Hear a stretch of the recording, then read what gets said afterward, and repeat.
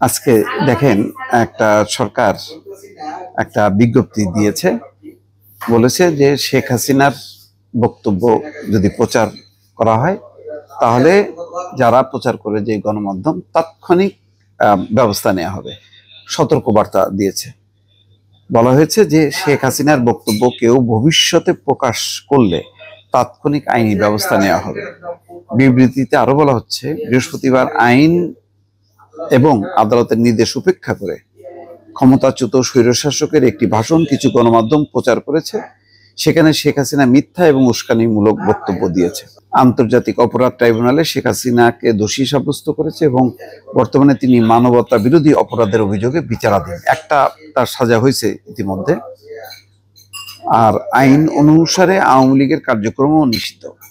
সন্ত্রাস বিরোধী আইন 2009 অনুযায়ী যে কোনো ব্যক্তি সংগঠন যারা তাদের কার্যকলাপ বা বক্তৃতা প্রকাশ বা সম্প্রচার করে তাদের বিরুদ্ধে আইনি ব্যবস্থা নেওয়ার বিধান রয়েছে। এটাও দেখেন একদিক দিয়ে ভাগ্যের কি নির্মম পরিহাস শেখ হাসিনার জন্য।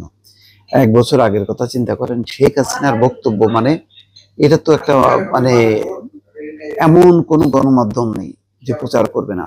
মানে সারা দিন হাসিনা বন্দনা। বাংলাদেশ টেলিভিশন তো খোলা যেত না, ওগুলি বাদ দিয়েও মানে প্রাইভেট বেসরকারি টেলিভিশন গুলো বাংলাদেশ মানে টেলিভিশনের একটা এক্সটেনশনে পরিণত করছিল। তার সমস্ত ভাষণ প্রচার করা, সেই 15 বছর ধরে টানা মানে প্রচার চালা গেছে শেখ হাসিনা। আজকে তার বক্তব্য প্রচার বাংলাদেশে নিষিদ্ধ। এই নিষিদ্ধটা সঠিক কি বেঠিক সেটা অন্য আলোচনা। এটা কেন হয়েছে জানেন? এটাও হচ্ছে ওই যে ইট মারলে পাটকেল খাইতে হয়, অন্যের জন্য গর্ত খুললে সেই গর্তে নিজেকে পড়তে হয়, তার জন্য এটা হয়েছে। তারেক রহমানের কথা মনে আছে? এখন আমার মনে আছে যে এই ইউটিউবে তারেক রহমানের ছবি থামে ব্যবহার করতে পারতাম না। তারেক রহমানের কোনো বক্তব্য প্রচার করা যেত না। লিখিত অর্ডার ছিল, বলা হতো যে সে সাজাপ্রাপ্ত দণ্ডিত আসামি।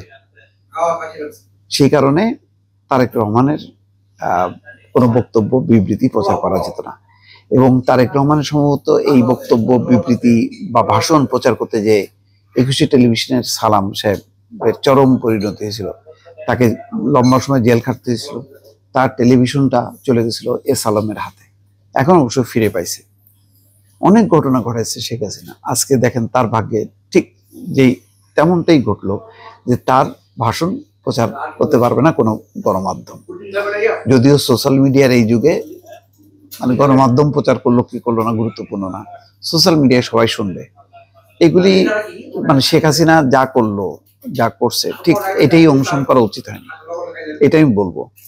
কিন্তু আমি যে আলোচনাটা করতেছি সেটা হচ্ছে শেখ হাসিনার নিয়তি, শেখ হাসিনার ভাগ্যের ব্যাপার। যে একসময় তিনি নিজে তারেক রহমানের ভাষণ প্রচার করতে দেয়নি, বক্তব্য প্রচার করতে দেয়নি, তার ছবি কোনো গণমাধ্যম প্রকাশ করতে দেয়নি। ঠিক সেই পরিণতি তার জন্য এখন ওই দিল্লি, কলকাতার এই সমস্ত গণমাধ্যম উন্মুক্ত, সোশ্যাল মিডিয়া উন্মুক্ত। কিন্তু বাংলাদেশের প্রচলিত যে পত্রিকা বা অনলাইন টেলিভিশন বলেন, অনলাইন পত্রিকা বলেন বা টেলিভিশন বলেন, কোথাও তার বক্তব্য বিবৃতি প্রচার করা যাবে না। আজকে নতুন করে আবারও সরকার সেই নোটিশটা দিল। এটা নিয়ে অবশ্য আমার দ্বিমত আছে। আমি ইতিমধ্যে বলেছি যে শেখ হাসিনার এই বক্তব্যগুলো প্রচার মানে শেখ হাসিনা যা করছে সেটা না করাই ভালো ছিল। বরং তার এই বক্তৃতার কিছু অংশগুলো এত বিরোধী, এত সমালোচনার যোগ্য, বরং সেই বক্তব্যটা সামনে এনে আলোচনা করতে দিলে সেটা বরং আরো বেটার। মানে তখন এই যে যেমন এখন আমি বলতেছি যে শেখ হাসিনা যা করছে এখন তার ভাগ্যে সেই ঘটনাগুলো ঘটতেছে। ইতিহাস থেকে আসলে কেউ শিক্ষা নেয় না, এটি হচ্ছে দুঃখজনক বিষয়। ভালো থাকবেন, আল্লাহ হাফেজ।